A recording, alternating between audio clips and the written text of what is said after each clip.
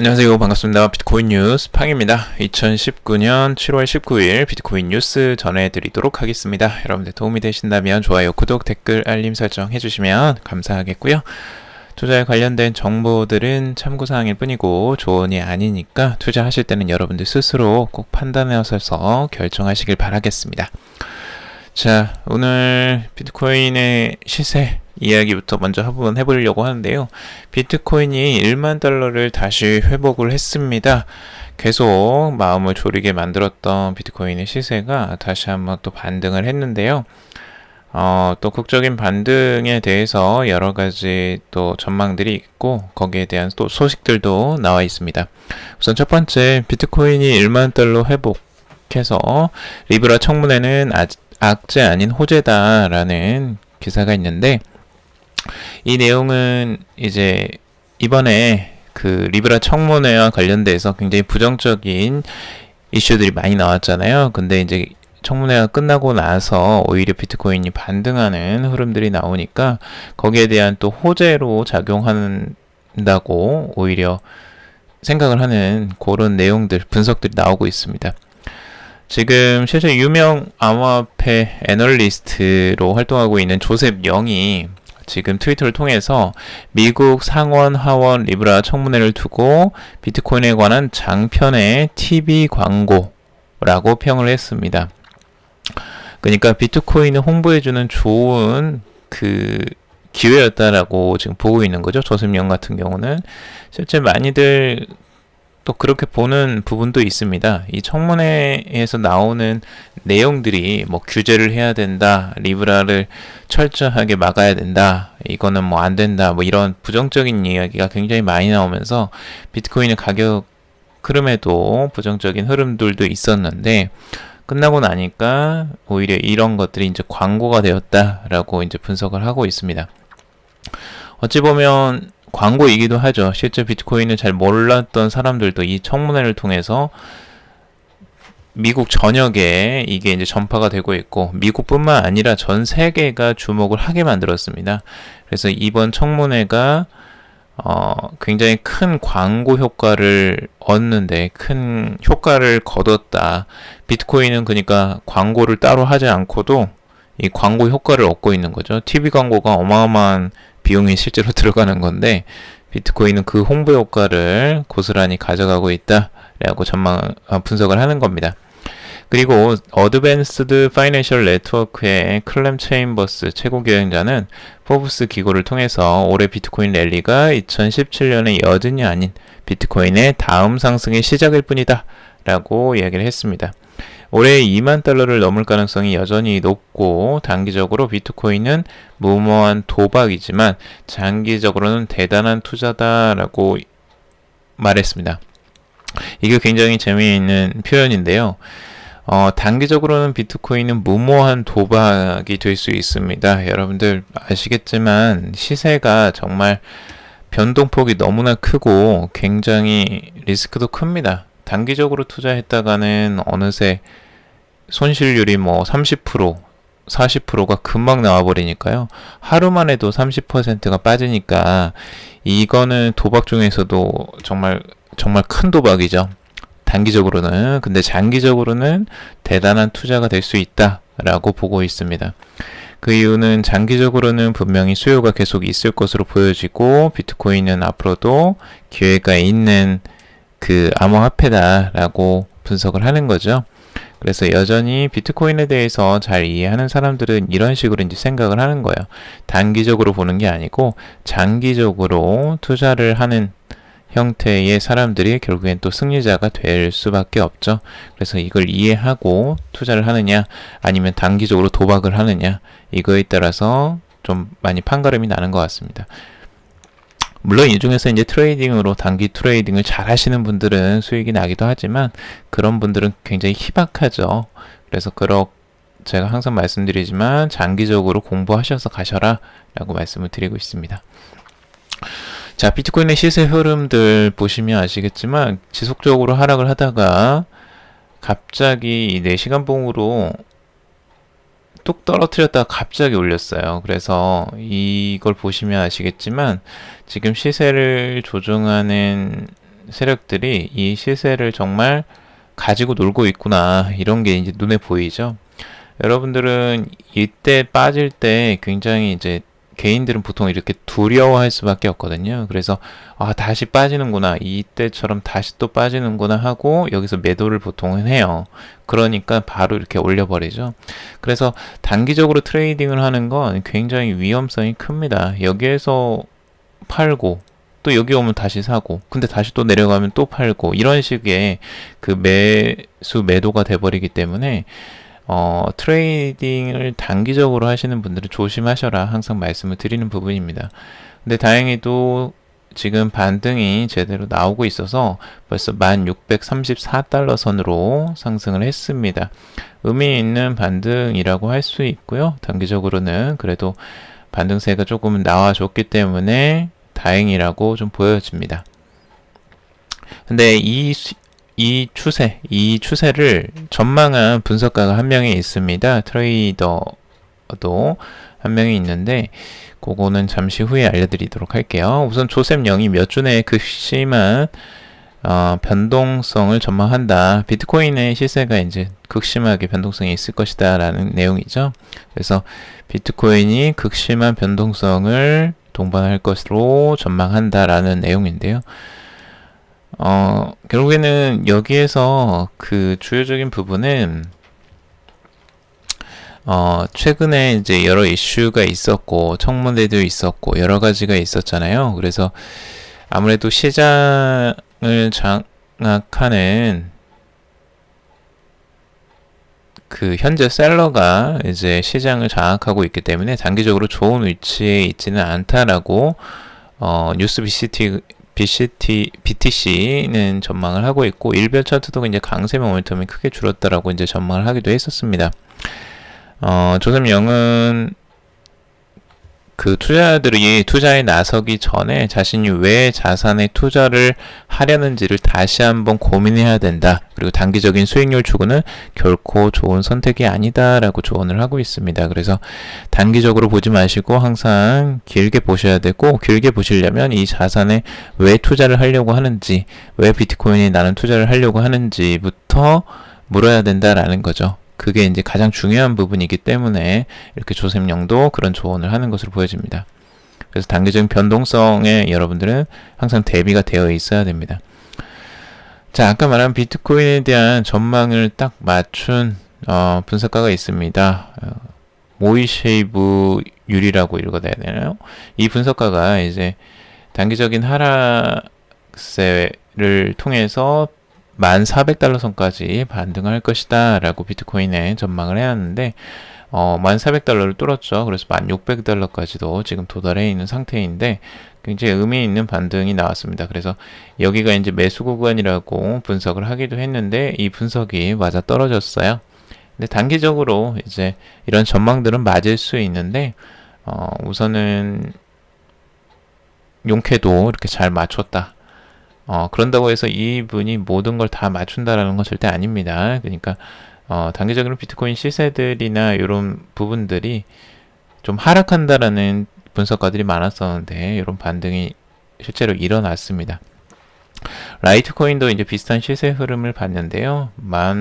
85달러 선 이 정도 구간, 82에서 82.5에서 87.5달러 선이 이제 매수 구간이라고 했었고, 이걸 통해서 102달러까지 반등을 할 것이다 라고 이제 전망을 했는데, 그게 이제 어느 정도 맞아 떨어졌어요. 그래서 반등을 찍고 반등을 했죠. 그래서 102달러 선을 넘어서서 105달러까지 이제 찍는 꽤 좋은 상승 흐름이 나왔습니다. 라이트코인은 반등이 꽤 잘 나왔어요. 그래서 이번에 반감기 때문에 그런지 거의 바닥 지점에서 35%가 반등하는 꽤 큰 반등이 라이트코인은 나왔죠.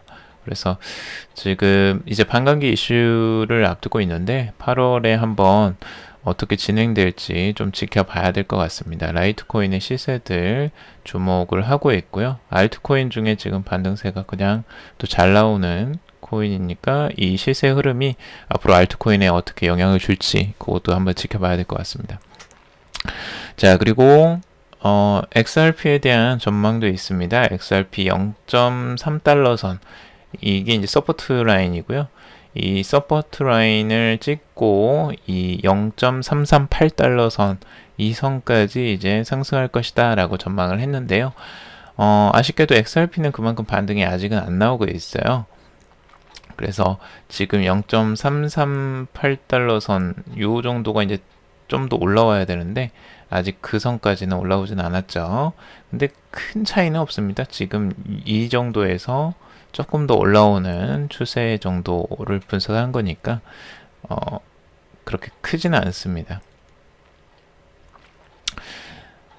자, 근데 이제 XRP는 바닥에서 0.28달러 이 선을 이제 거의 다 찍고 지금 상승을 하는데, 이게 의미 있게 좀 강하게 이제 반등이 좀 나오는 필요가 있죠. XRP도 지금 여기에서 바닥에서 이 정도로 반등하는 거는 아직 큰 의미 있다라고 보기에는 좀 작은 폭이라고 볼 수 있죠. 그리고 이더리움도 반등을 어느 정도 했는데요. 이 바닥 지점을 지금 이 선에서 지금 190달러 선 정도가 지금 이 바닥선에서 두 번이나 이제 찍어줬어요. 그래서 이런 식으로 바닥을 다지고 이제 쌍바닥으로 이렇게 치고 올라갈 수 있을지, 여기에서 이더리움의 시세도 이제 기대를 해봐야 되겠죠. 그래서 바닥 찍고 올라가는 패턴이 나오면 참 좋겠다. 이게 이제 이더리움과 라이트코인, 이런 코인들이 조금 반등을 해줘야지 알트코인 전체 시세에도 좀 방향성이 좀 상승 쪽으로 전환을 한다라고 좀 볼 수 있는데, 그런 상위권 코인들이 좀 움직여줘야죠. 그래서 반등이 조금 잘 나와줬으면 좋겠다라는 생각입니다. 자, 그리고 유명 애널리스트, 반감기 앞둔 비트코인 채굴자들 6,500달러 이상 유지할 것이다 라고 분석을 했는데요. 이거는 이제 지금 채굴에 관련된 겁니다. 반감기가 내년에 있잖아요. 2020년 5월에 채굴 보상이 이제 절반으로 줄어드는 비트코인 반감기가 있습니다. 그때 이제 12.5BTC에서 6.25BTC로 채굴 보상이 줄어드는데요. 그 반감기를 이제 기대하면서 채굴자들이 원래 보통 채굴을 하면 비트코인을 내다 팝니다. 내다 팔고 바로 이제 그 채굴에 대한 그 경비를 이제 그걸로 또 마련을 하기도 하죠. 근데 이제 채굴자들이 그걸 내다 팔지 않고 계속 매집을 할 것이다 라고 이제 전망을 하고 있어요. 왜냐면 어차피 비트코인 반감기가 있기 때문에 그때 되면 시세가 상승할 확률이 높고, 그리고 채굴량이 이제 줄어들기 때문에 그거에 대한 이제 대비를 하는 거죠. 그래서 지금 이제 필비필브 같은 경우도 이런 전망을 하고 있습니다. 비트코인 채굴자들이 반감기가 다가옴에 따라 가능한 한 수익성을 최적화하기를 원하기 때문에 비트코인이 올해 새로운 최저치를 기록할 것이라고는 생각하지 않는다. 채굴자들은 단호히 비트코인 가격을 통제하고 있다라고 전하고 있습니다. 채굴자들은 비트코인을 어느 정도 이제 그 가격 통제가 어느 정도 가능하겠죠. 채굴량이 워낙 많은 채굴자들은 그게 어느 정도 가능할 것이고, 이 반감기를 전까지 비트코인은 6,500달러 선, 6,500달러 선을 유지할 것이다 라고 분석을 하고 있습니다. 비트코인의 판매량을 줄이면서 계속 그 가격을 유지시키려고 하는 그런 힘들을